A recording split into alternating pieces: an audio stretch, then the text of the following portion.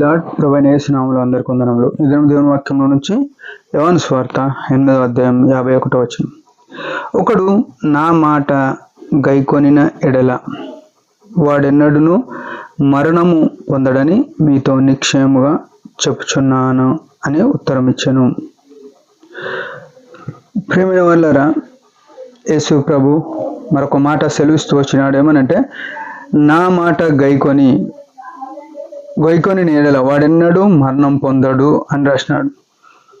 అంటే యేసుక్రీస్తు ప్రభు శిలువ రక్తంలో ఎవరైతే విమోచింపబడతారో, ఆయన మరణ పునరుత్థానములలో ఎవరైతే సాక్ష్యం ఇస్తూ ఉంటారో వారు ఎన్నడూ మరణం పొందరు అని మాట్లాడినాడు.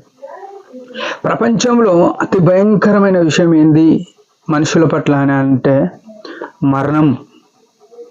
ఈ మరణం అనేది ఎట్లుంటుందంటే, తల్లి, తండ్రి, భార్య, బిడ్డలు, స్నేహితులు, శ్రేయోభిలాషులు, ఈ కులము, మతము, దేశం, ప్రాంతం ఏ భేదం లేదు. ఒక్క క్షణంలో అందరూ వదిలేసిపోవాల్సిందే. అందరినీ ఉన్న పాటున. ఏమి దీనికి సమయము సందర్భము ఏమి లేదు. మంచి దినమని చెడు దినమని లేదు. దీనికి చిన్న వయసు పెద్ద వయసు అని లేదు. దీనికి ఎటువంటి కనికరమే లేదు. మరణం అనేది మనందరికీ పాపం వలన సంప్రాప్తమైంది అని రాయబడ్డాడు. ప్రతి మనుషునికి మరణ భయం ఉంది.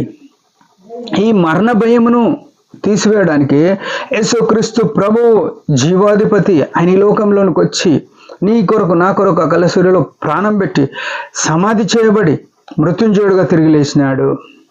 ఈ గొప్ప అనుభవము ప్రపంచంలో ఎంతమంది దేవుళ్ళు దేవతలు అనబడేవారు ఉన్నారో, ఎంతమంది యోగులు, స్వాములు, మునులు, ఇట్లా ఎంతమంది అని ఉండని, ఎంతమంది జ్ఞానం గలవారు, విద్యావేత్తలు, శాస్త్రవేత్తలు, ఇంకా తత్వవేత్తలు ఎంతమంది ఉండని, ప్రతి వారికి కూడా ఈ మరణం జయించిన అనుభవం ఎవ్వరికి లేదు. ఈ మరణం అనేది వారి జీవితంలో ఉండదని చెప్పే ధైర్యం ఎవ్వరికి లేదు. యేసు ప్రభుని అంగీకరించిన వారికి మాత్రమే ఈ గొప్ప అధికత. ఏమనంటే, ఆయన మాట వింటే మరణము వారి మీద అధికారం లేదు. ఇది సత్యమైన విషయం. ఎందుకంటే యేసు ప్రభు ఎట్లాగైతే మృతి పొంది తిరిగి లేచినాడో, ప్రభునందు క్రీస్తునందు మృతులైన వారు కూడా తిరిగి అలాగే ఈ సమాధిలో నుండి లేపబడతారు. ప్రపంచం అంతటికి తెలియదు. మనిషి చనిపోగానే వారి జీవితం ఈ లోకంలో అంతమైపోయింది అనుకుంటున్నారు. కానీ క్రైస్తవునికి ఒక గొప్ప నిరీక్షణ ఏమిచ్చినాడు ప్రభు అంటే, నేను ఎట్లాగైతే మృతి పొంది సమాధి చేయబడి తిరిగి లేచినాను, అదే రీతిగా ప్రభు రెండవ రాకడలో వచ్చినప్పుడు ఆయన తన వారిని, అంటే తన యందు విశ్వాసం ఉంచి మృతి పొందిన వారిని, రక్షణలోనికి వచ్చి మృతి పొందిన వారిని తిరిగి లేపే సామర్థ్యుడు. ఎంత అత్యున్నతమైన స్థితి చూడండి ప్రియమైన వాళ్ళు. ఈ గొప్ప అనుభవం మన జీవితంలో ఉందా? ఈ గొప్ప అనుభూతి మనలో ఉందా? ఆయన జీవాధిపతిగా ఉన్నాడు, మనకు జీవం ఇవ్వడానికి వచ్చినాడు. ఆయన మాట విన్న మనము మరణానికి మనము ఎట్లాంటి బానిసలుగా లేకుండా పోయినాం. మరణము మన మీద అధికారం లేకుండా ఉంది. ఈ గొప్ప అనుభవం యేసుక్రీస్తు ప్రభు యొక్క రక్తం వలన, యేసు ప్రభు చూపిన మార్గంలో నడిచే వారికి, యేసు ప్రభు నేనే మార్గము సత్యము జీవం అని చెప్పినాడు. ఆయన యందు దాచబడితే ఆ నిత్య జీవంలో మనం పాల్గొందేవారం అయినాం. ఈ ఉదయకాలం ఈ గొప్ప నిరీక్షణ కలిగి మనం ప్రభును మహిమపరుస్తాం, ప్రభును ఆరాధన చేద్దాం. ఆయన మన కొరకు ఈ లోకానికి దిగి వచ్చి శాపమై శిలువ మీద చనిపోయి ప్రాణం పెట్టి సమాధి చేయబడి తిరిగి లేచినాడు.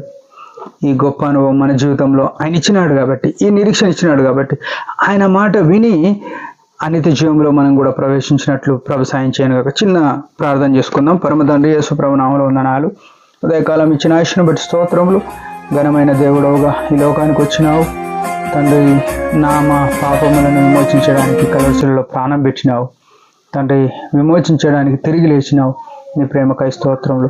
మమ్మల్ని కొనిపోవడానికి తిరిగి మరొకసారి వస్తున్నాం. మృతులైనప్పటికీ మమ్మల్ని లేపే సామర్థ్యం ఉన్న దేవుడు అయినందున నిన్నే కీర్తిస్తూ హృదయం ఆస్వాదిస్తూ యేసు ప్రభు నామములో కొద్ది స్తుతి ప్రార్థన యేసు ప్రభు పాదముల చెంత సమర్పించుకుంటున్నాం తండ్రి. ఆమెన్.